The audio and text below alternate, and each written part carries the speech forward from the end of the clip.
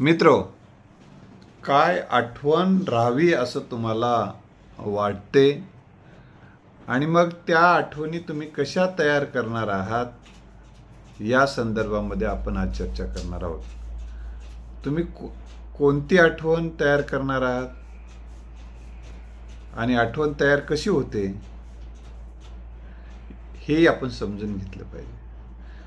आठवण ही तुमच्या कृती, उक्ती, स्वभावातून, घटना, प्रसंगातून, तुमच्या कार्यातून होत असते.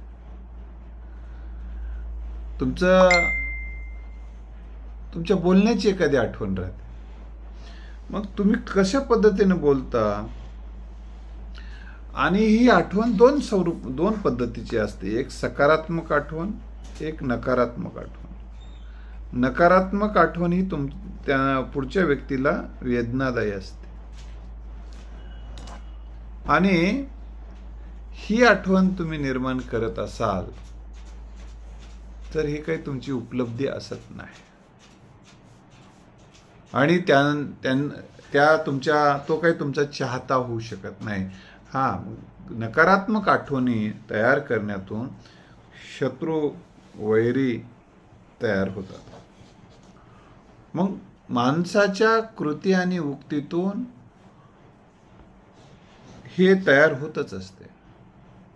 शत्रू, वैरी किंवा तटस्थ राहणारे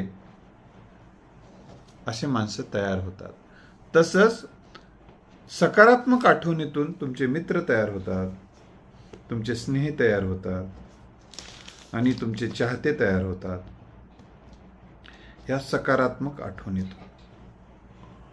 मग सकारात्मक आठवणी तयार करायचं असेल तर तुमचं कृती आणि उक्ती सुद्धा सकारात्मक पाहिजे.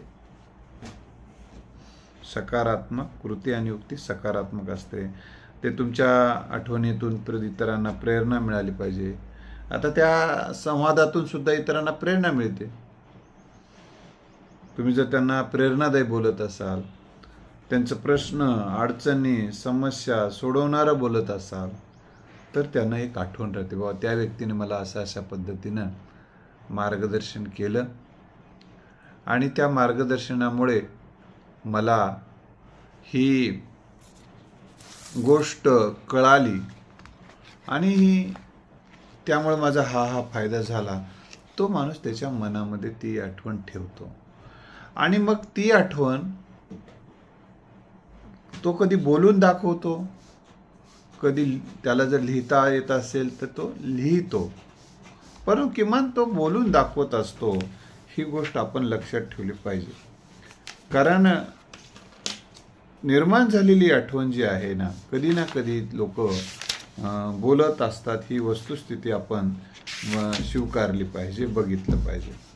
कारण अनेक महापुरुषांनी त्यांच्या ज्या आठवणी लिहून ठेवल्यात त्या आठवणीमध्ये त्यांच्या नातेसंबंधाविषयीच्या आठवणी आहेत, मित्रासंबंधीच्या आहेत, सहकार्याविषयीच्या आहेत, सर्वांविषयीच्या असतात.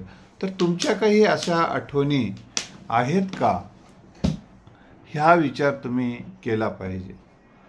आता मी डॉक्टर APJ अब्दुल कलामांनी एक आठवण सांगितलेली आहे. ती आठवण त्यांच्या बालपणातली आठवण आहे. त्यांनी चिंचुके गोळा करत होते ते लहानपणी. तू जसे चिंचुके गोळा करतोस तसे तू मला वर्तमानपत्रासाठी मदत कर, मी तुला पैसे देतो, असा त्यांचा चुलत भाऊ म्हणाला, अशी त्यांनी आठवण सांगितली. आणि मग त्या चुलत भावाचं नाव आहे शमोद्दीन. काय नाव आहे? शमोद्दीन. आता शमोद्दीननं जी आठवण निर्माण केलेली आहे ती अतिशय, त्यांना पैसे तर मिळालेच, शमोद्दीनला वर्तमानपत्र मध्ये मदत करण्यामुळे. त्याचबरोबर डॉक्टर APJ अब्दुल कलाम साहेबांनी सांगितलं की त्या वर्तमानपत्राच्या माध्यमातून मला जशी कमाई व्हावू लागली तसं तरी ज्ञान देखील मला मिळू लागलं. अशा पद्धतीनं ते बोलतात. त्यांनी ते लिहून ठेवलेलं आहे. आणि यामुळं त्याने दुसरं एक सांगितलं, मला तुला पेपर वाचायला आवडते. ते म्हणतात तर हा, मग पेपर वाचायला आवडते तर मग त्यातून मला फार मोठे ज्ञान मिळते. अशा पद्धतीने APJ अब्दुल कलाम जेव्हा म्हणतात तेव्हा त्यांचा भाऊ, त्यांना चुलत भाऊ सांगतो, तुला ज्ञान मिळवायचं आहे ना, मग तू काय कर, तू पुस्तकं वाचत जा, इतर पुस्तकं वाचत जा, तुझ्या ज्ञानात मध्ये भर पडेल. असं तो शमउद्दीन त्यांना गायडन्स करतो. आणि मग त्यांना पुस्तकाचं दुकान सांगतो आणि पुस्तकाचं दुकान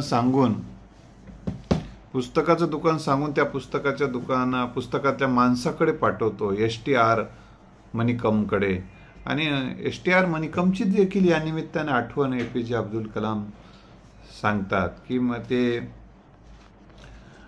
भेटायला जातात, मला वाचायला पुस्तक हवं आहे म्हणून ते सांगतात. आणि मग त्यांना म्हणतात, बाबा मला हे कथेचे पुस्तकं वगैरे, चमत्कारी कथेचे पुस्तकं काही माझ्याकडे नाही तुमच्या लहान मुलांचे, असं APJ अब्दुल कलामला मणिकम म्हणतात.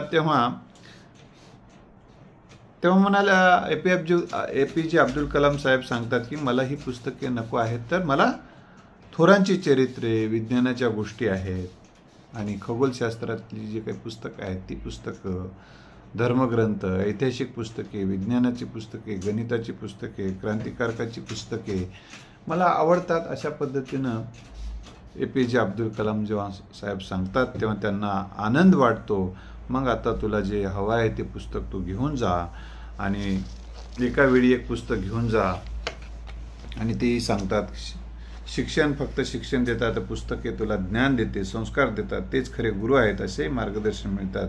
तुला भरपूर पुस्तके मिळतील पण एका अटीवर, कारण एक पुस्तक एका वेळी मी देईल, ते तू मन लावून वाचायचं आणि मग त्यावर मी प्रश्न विचारेल, तुला ते सांगता आले तरच मी तुला दुसरं पुस्तक देतो. ह्या अटीवर त्यांना पुस्तक दिलं जाते. मग तू पुस्तक वाचलं असेल, त्याच्यातलं काहीच जर लक्षात राहिलं नाही, मग काय द्यायला पुस्तक फायदा आहे, असं कदाचित त्यांना सांगायचं असेल.